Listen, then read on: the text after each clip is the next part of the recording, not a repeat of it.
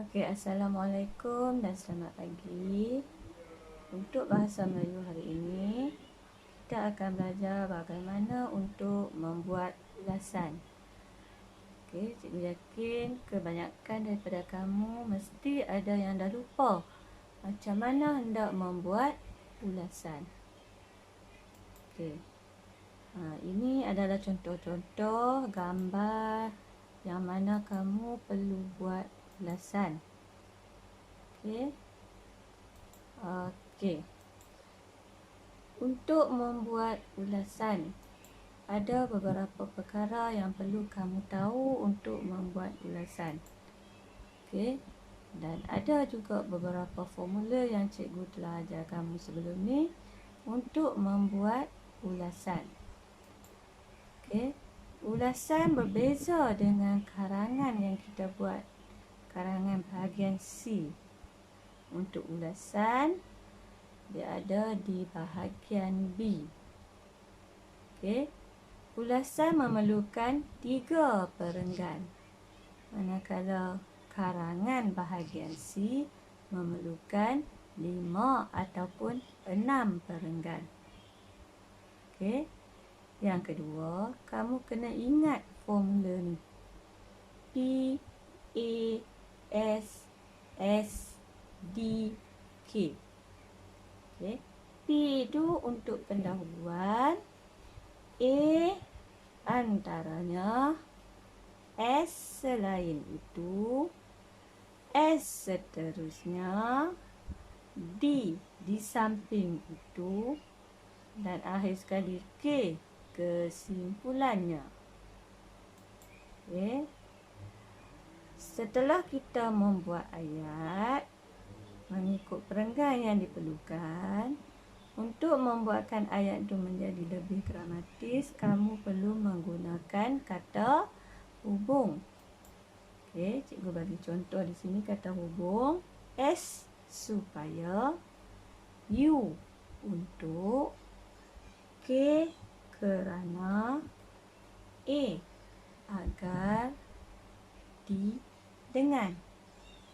Okey. Jadi kata hubung ni, kamu boleh pilih mana satu yang kamu nak guna untuk ayat kamu nanti. Boleh tukar-tukar. Boleh ubah-ubah. Kamu nak guna U dulu pun boleh. A dulu pun boleh. S dulu pun boleh. Ataupun nak ikut susunan tu pun boleh. Tak ada masalah. Okey. Jadi cara nak ingat kata hubung, sukat. Okay, saya ulang lagi sekali. Sukat, S supaya, U untuk, K kerana, A agar, D dengan. Okey. Seterusnya. Okey, untuk contoh pada pagi ini, saya akan bagi gambar ni. Okey, gambar ni menunjukkan cara-cara mewujudkan kasih sayang dalam keluarga. Okey, supaya kita tak lupa, saya letakkan gambar ni di atas sebelah kiri. Okey, saya masukkan balik formula PASS-D-K, kata hubung. Okey. Dan seterusnya saya masukkan kotak. Okey. Okey, apa yang perlu ada dalam kotak ini? Okey, yang pertama, isi tersurat, dan yang kedua, isi tersirat. Apa itu isi tersurat? Isi tersurat adalah isi yang kita nampak yang ada dalam gambar tersebut, ataupun dengan kata lain, kata kerja. Okey, apa yang berlaku di dalam gambar. Manakala isi tersirat, ia menerangkan tentang kesan. Okey, kesan yang berlaku sekiranya perbuatan ataupun gambar yang kamu lihat tu berlaku. Okey, contoh yang pertama. Gambar yang pertama, kalau kamu tengok di sini, saya ambil gambar yang ni. Okey, gambar yang pertama ni, saya ambil gambar beriadah bersama keluarga. Okey. Jadi dalam gambar beriadah bersama keluarga, apa kesan yang kita dapat? Okey. Kesan yang kita dapat adalah untuk mengeratkan hubungan. Jadi, mengeratkan hubungan itu adalah isi tersirat bagi beriadah bersama keluarga. Okey, yang kedua, gambar yang kedua ni. Okey, gambar yang kedua ni kita nampak bapa dia bawa anak dia ke klinik. Okey, jadi isi yang kedua yang saya buat untuk mendapatkan rawatan daripada doktor. Okey, jadi apa yang kita dapat bila kita dapatkan rawatan daripada doktor? Okey, tujuan dia untuk menyihatkan tubuh badan. Okey. Okey, gambar yang ketiga. Mana dia gambar? Okey, ini gambar yang ketiga. Kita nampak, okey, kakak ni membantu ibunya di dapur. Okey, jadi kesan dia dapat meringankan beban ibu. Okey, dan gambar yang keempat, okey, menolong adik mengulang kaji pelajaran. Jadi, daripada menolong adik mengulang kaji pelajaran, apa yang kita dapat di sini, isi tersirat dia dapat mengeratkan kasih sayang dalam keluarga. Okey, murid-murid. Okey, so kita tengok sekarang bagaimana kita nak buat ayat dalam bentuk perenggan. Okey. Okey, supaya kita tak lupa, saya masukkan lagi. Saya masukkan semula kita punya formula PASSDK dan juga kata hubung. Termasuklah kotak isi tersirat dan tersurat tadi. Okey. Okey, ini contoh ulasan yang saya buat dalam 3 perenggan. Okey, kamu tengok perenggan yang pertama, P tu. Yang warna hijau ni, P ni. Okey, P ni mewakili pendahuluan. Maknanya di sini, untuk pendahuluan, kita memerlukan satu perenggan. Untuk perenggan kedua, kita memerlukan isi. Isi penting inilah yang kita gunakan. A, S, D. Okey, untuk kita gabungkan isi tersurat dan juga isi tersirat. Akhir sekali, kesimpulan berada di perenggan ketiga. Okey. Okey, kita tengok dahulu pendahuluan. Okey, ini contoh yang saya buat. Gambar di atas, okey, biasanya gambar dia akan berada di atas lah. Kita akan buat ulasan di bawah. Okey, untuk contoh ni saya tak letaklah gambar kat atas ni, tak muat. Okey, jadi saya buat di sini. Gambar di atas menunjukkan tentang cara-cara mewujudkan kasih sayang dalam keluarga. Okey, kalau kamu perasan, menunjukkan tentang cara-cara ni, cara-cara mewujudkan kasih sayang dalam keluarga, ini adalah tajuk yang ada dalam gambar. Okey, jadi untuk memudahkan kita, kamu tak perlu hafal jawab banyak-banyak. Kamu cuma ambil balik daripada tajuk yang diberi di dalam soalan. Okey, kemudian saya nak bagi ayat saya lebih dramatis. Saya tambah sikit ayat saya ni. Kasih sayang perlu dipupuk agar hubungan kekeluargaan menjadi lebih rapat. Okey, okey. Lengkap ataupun cukup ataupun sudah perenggan yang pertama. Okey, sekarang kita masuk perenggan yang kedua.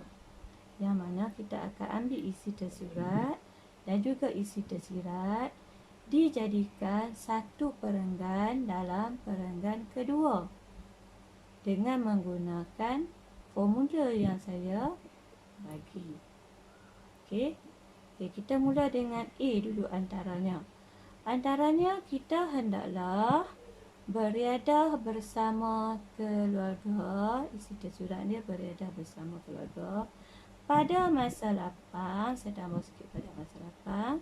Supaya S ni kata hubung, supaya dapat mengeratkan hubungan.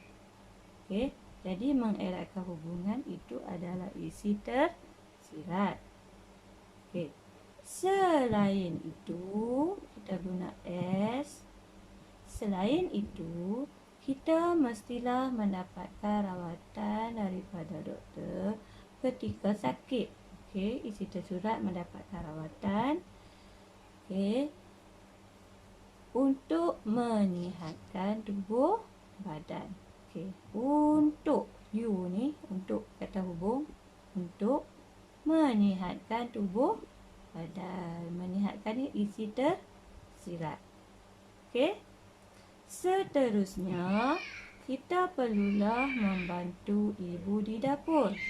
Tengok isi tersurat nombor 3, membantu ibu di dapur.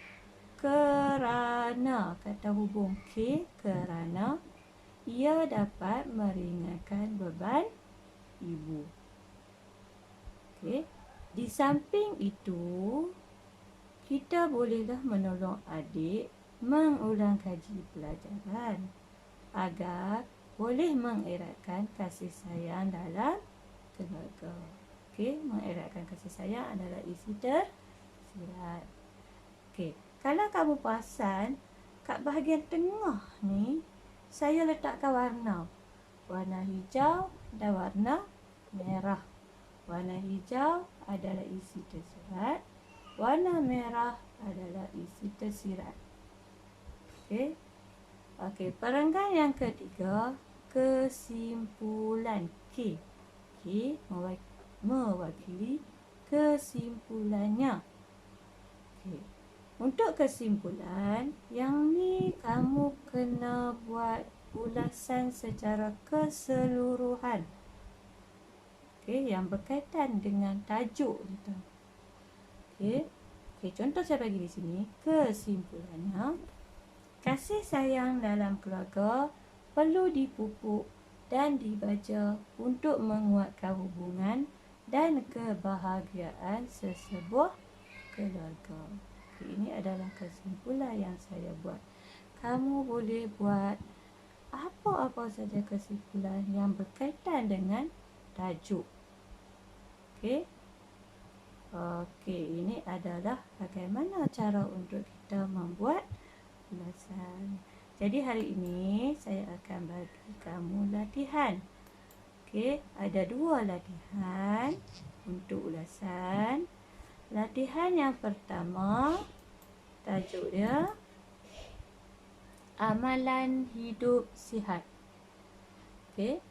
Jadi saya nak kamu buat ulasan untuk tajuk Amalan Hidup Sihat. Okey, di sini saya ada bagi 4 isi tersurat. Okey. 4 isi tersurat. Jadi kamu juga perlu mencari 4 isi tersirat untuk kamu membuat ulasan. Okey. Dan kamu buatlah dalam bentuk 3 perenggan macam contoh yang saya bagi tadi. Okey, ini untuk latihan pertama. Okey, kita tengok pula latihan kedua. Okey, latihan kedua tajuk dia Kebaikan Berbasikal. Okey, ada 4 isi juga yang saya bagi. Okey, 4 isi tersurat. Jadi tugas kamu kena juga mencari 4 isi tersirat dan seterusnya buat ulasan dalam bentuk 3 perenggan. Okey. Jadi inilah ulasan kita pada hari ini. Okey, jangan bimbang. gambar nanti saya akan upload asing untuk memudahkan kamu buat ulasan. Kamu boleh print, kamu boleh lekatkan dalam buku bahagian 2 ataupun bahagian B yang mana kita buat ulasan. Kamu boleh buat dalam buku tersebut. Kalau tak ada buku, buatlah dekat buku mana-mana pun yang kamu boleh buat. Nanti tunjuk kat saya untuk saya semak. Okey, sekian. Terima kasih. Assalamualaikum.